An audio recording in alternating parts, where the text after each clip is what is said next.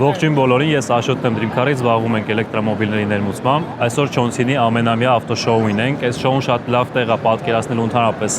շուկայի վիճակը։ Այսինքն ամեն ինչ կենտրոնացած է Չինաստանում ու շոուի ժամանակ կարելի է տեսնել հետաքրքրությունը թե չինական, թե գերմանական եւ մյուս արտադրողների մեքենաների միջև։ Այսօրվա շոուի գլխավոր հերոսներն են Nissan Leaf-ը, Zeekr-ի 8X ու 9X մոդելները, նաեւ Xpeng GX-ը։ Այս նոր սեգմենտը ուլտրա լյուքս կամ պրեմիում սեգմենտը այս պահին ամենաշահութաբերն է, ինչը որ նախորդ տարիներին հակառակն էր։ Նույն գերմանական շուկայում օրինակ Porsche ուներ թանկանոց Cayenne կամ 911 մոդելներ, բայց վաճառքները ապահովում էր Boxster-ը կամ Macan-ը։ Հիմա շուկան փոխվել է։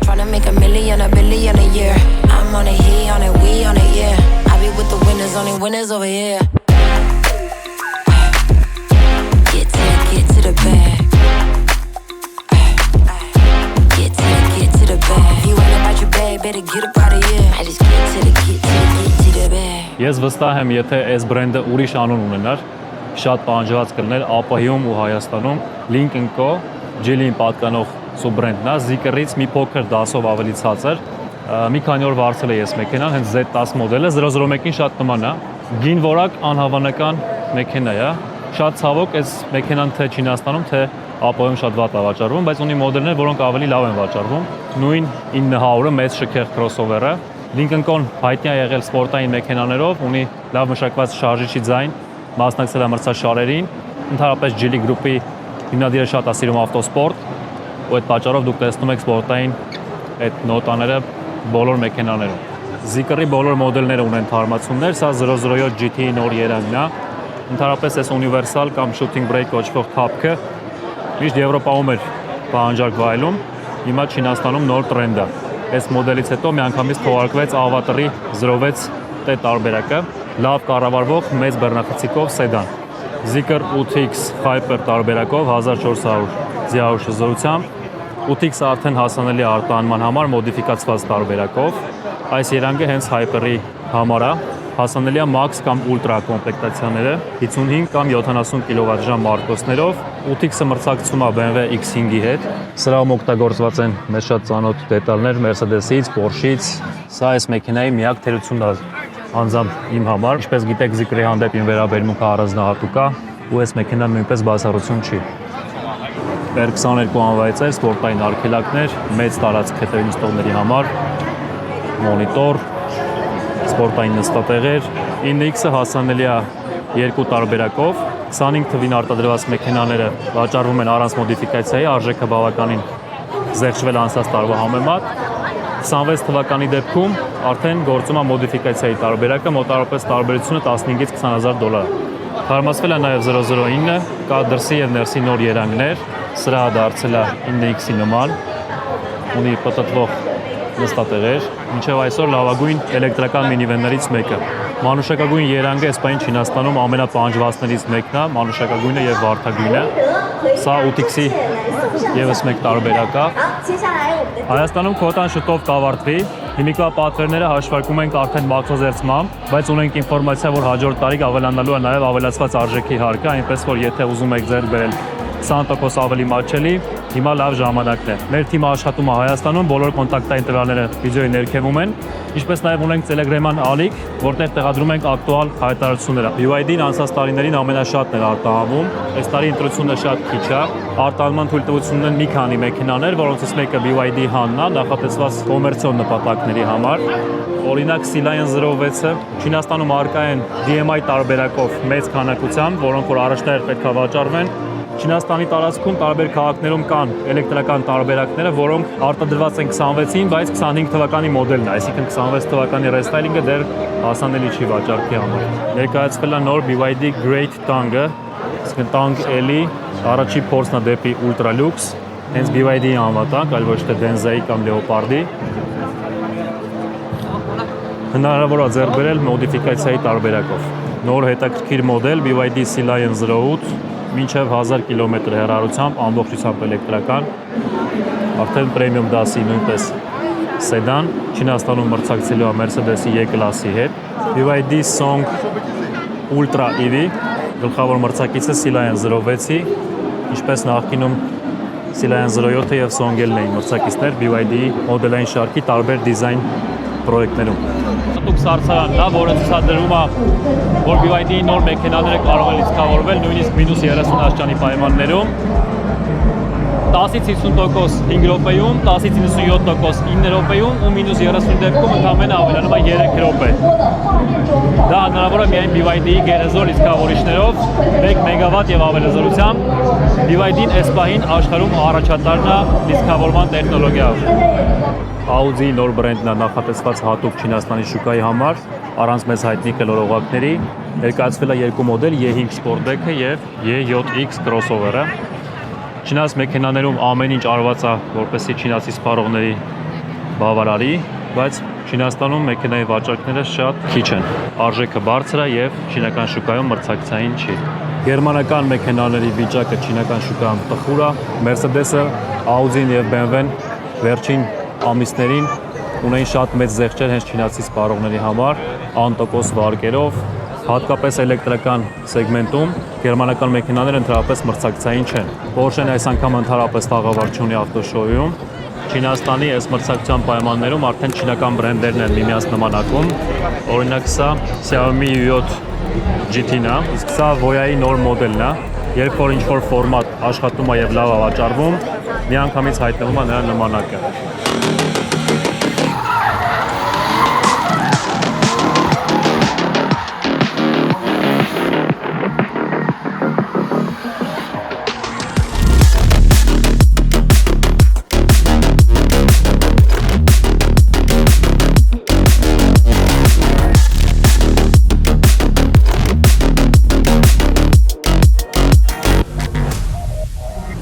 Չինաստանի այդ նոր օրենքի հետ կապված արտահանման արգելքի, որը գիտեք 100 օր պետք է մեքենան շահագործված լինի, նոր կարողանա արտահանվել, վերաբերում է գրեթե բոլոր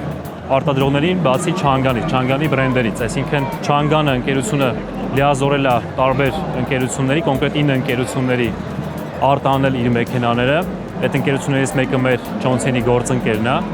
այսինքն Avatar, Chan'an,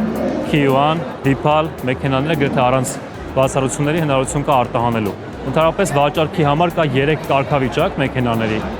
Դա նոր, շահագործված, այսինքն 6 ամիս եւ ավել շահագործման եղած, եւ մոդիֆիկացված։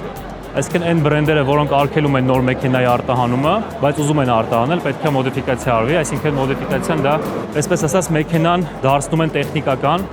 որոշ սարքավորումներ են տեղադրում, փոխում են լոգոները, որպեսզի կարողանա սահմանը հասնել։ Բնականաբար սահմանի աշխատակիցները դրա մասին տեղյակ են, գործում է ինչ-որ սխեմա, բայց այդ process-ը լինում է թե անվտանգ, թե վտանգավոր ձևով, այսինքն ամեն պատահած արտանող ընկերություն չարժի վստահել այդ ամեն ինչը։ Այնպես որ եթե ուզում եք ձեռք բերել նույն Nissan Leaf կամ Xpeng GX կամ ցանկացած այլ մեքենա, նույն Mercedes, BMW եւ Audi, հնարավոր է դա անել մոդիֆիկացիայի տարբերակով։ Այդ process-ը մի փոքր ավելի երկար է, քան ստանդարտ արտահանումը, բայց անհնար չի։ Լյուքս դասի crossover-ների սեգմենտում լիդերը մնում է Aiton, սա թարմացված M9 մոդելն է, անհամեմատ ավելի շքեղ մատերիալներով։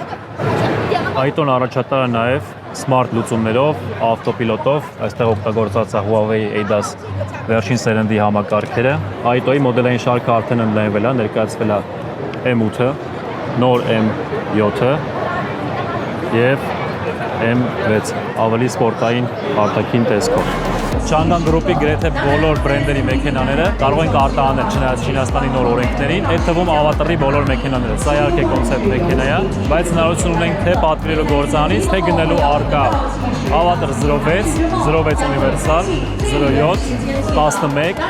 12 Royal Theater տարբերակներով, առանց որևիցե սահմանափակումների։ Xpeng GX չինական Range Rover-ն է, Range Rover-ից 3 անգամ ավելի էժան։ Իր մրցակիցները Aito M9, Zeekr 9X, Nissan Leaf, բոլոր մրցակիցներից մոտ 30% ավելի մատչելի է։ Լինում է երկու տեսակի՝ հիբրիդային եւ ամբողջությամբ էլեկտրական։ Ունենք էլեկտրական բացվող դռներ,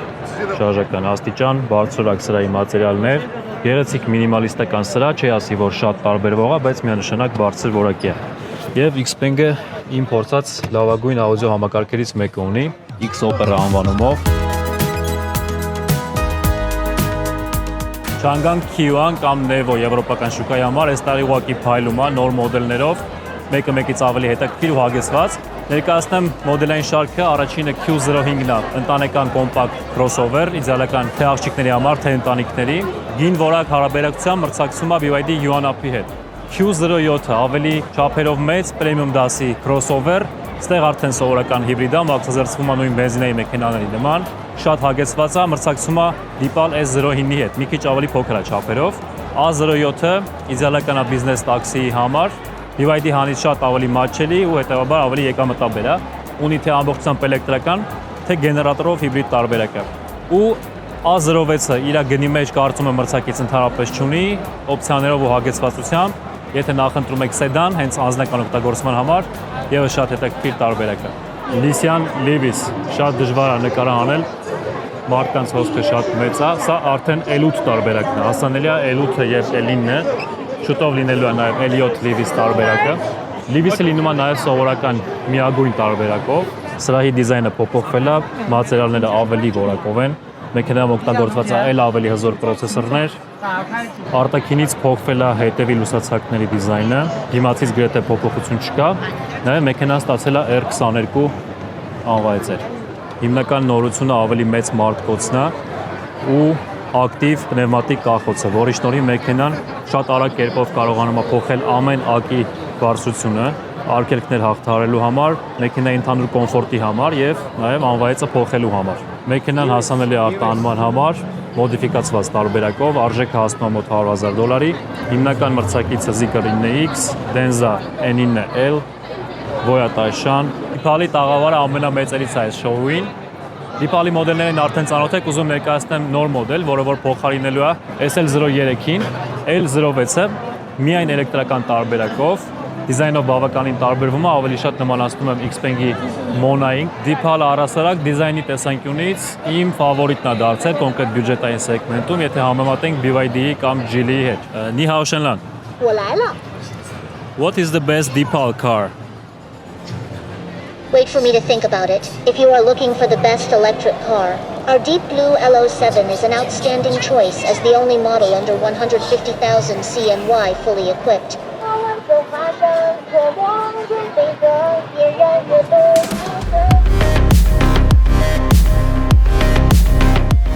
Եթե ուզում եք ձեռք բերել մեքենա Չինաստանից, պետք է զգույշ լինեք, ինչպես նշում էի նախորդ թողարկումներում, այս նոր օրենքի հետ կապված բազմաթիվ ընկերություններ թե Չինաստանում, թե Հայաստանում օգտվեցին այս հնարավորությունից, այսինքն շատ եմ լսում աննախադեպ էժան գների մասին, աննախադեպ ժամկետների մասին, պետք է ուշադիր լինեք եւ զգոն լինեք, ցանկացած հարցի դեպքում կարող եք դիմել, բոլոր կոնտակտային տվյալները կլինեն վիդեոյի ներքևում։ Շատ շնորհակալ եմ, որ հետևում եք մեր ալիքին, բաժանորդագրվեք եւ լավ եղեք։